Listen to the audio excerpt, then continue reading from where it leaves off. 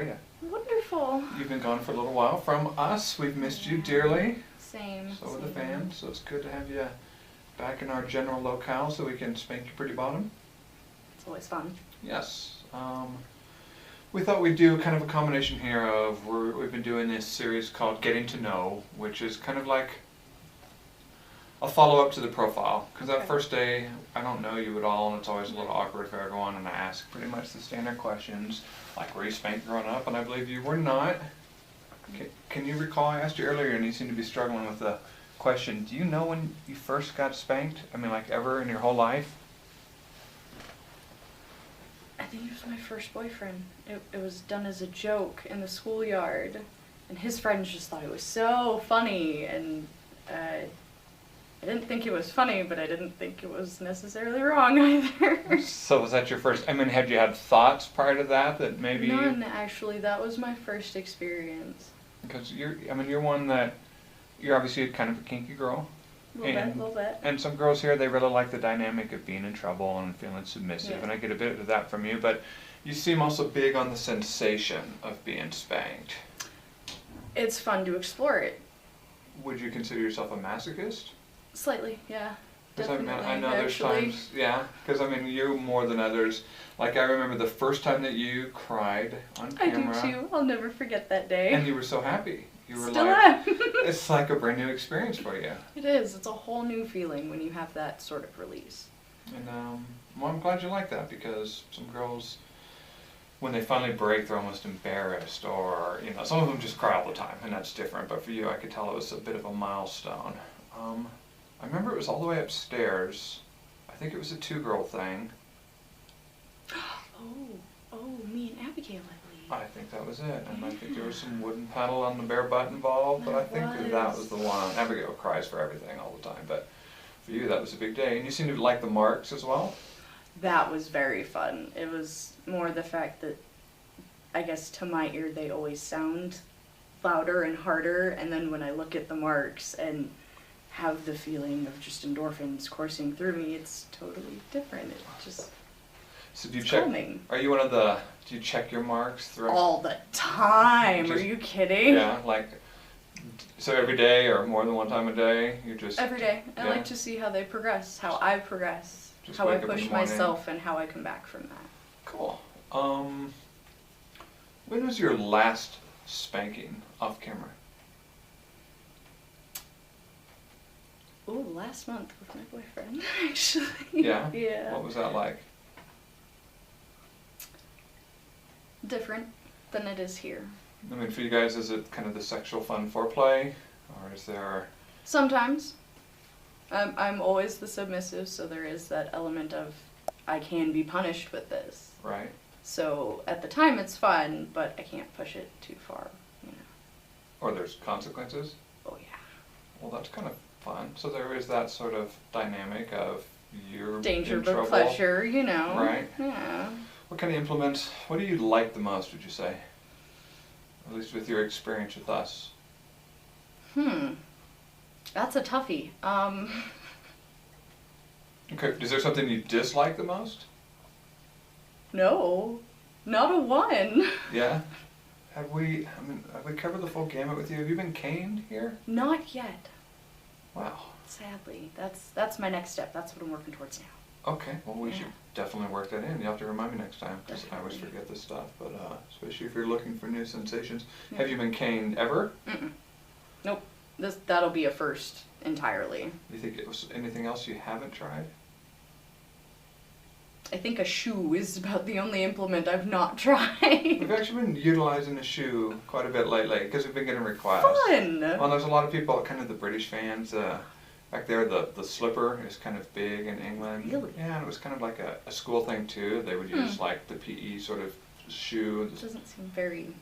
It's a little hard to wield, effective, if you will. I guess. A little light. I did it for Serena, with the kind of the white gym shoe here.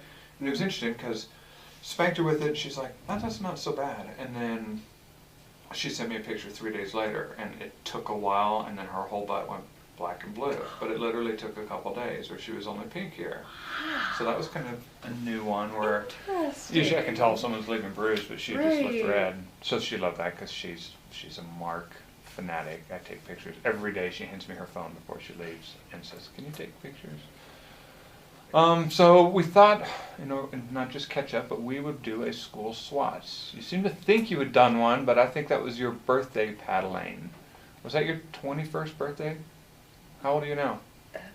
My 21st is coming up here in a few months. So did I paddle you for your 20th birthday? Mm-hmm. Okay, well we'll have to get you, we'll have to do a big hookup. Maybe for your 21st, it's the cane. 21 cane strokes, that'd be kind of fun. Sounds exciting. So we wanted to explore the whole school corporal punishment thing. And you, unlike, well, it depends. We're about half and half on models that still know it or know. They paddle kids and all the way up to 18-year-old, 19-year-old girls. If you're a senior in high school in rural Louisiana, they can just bend you over and paddle your ass. And policies are different. Some schools, you have no choice. It's like, all right, you go to the school, you can be paddled.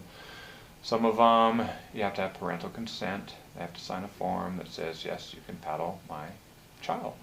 And that's like kindergarten through 12th grade, literally. What do you think of that concept? Is that, as someone who's not too far past being in high school, if you were a senior in high school and you attended a school in which the male principal could say, all right, bend your ass over and paddle you. I was a feisty little child, Yeah. not gonna lie. I would not have taken that well at all. Yeah, even though you But at the same time, I think I would have caught myself off guard with how I might have felt after that. Not being so, oh my god, he spanked me. Oh my god, I can't believe my principal. Whoa, my principal just spanked me, and I'm pretty sure I liked it. Sure, I mean, I think I would be caught in that dilemma. Honestly, it's every parent has a right to raise their kids the way they want to, and say what can and cannot happen to their children until their children are old enough to say for themselves. But it's interesting. Very. Well, and it kind of takes the whole, I mean, it's weird to say submissive in a high school environment. Right. But to me, and it's something that, and it's kind of the formality that we put into a lot of our scenes. And I sort of like that dynamic of, I'm here, this is my job. Yeah. And you messed up.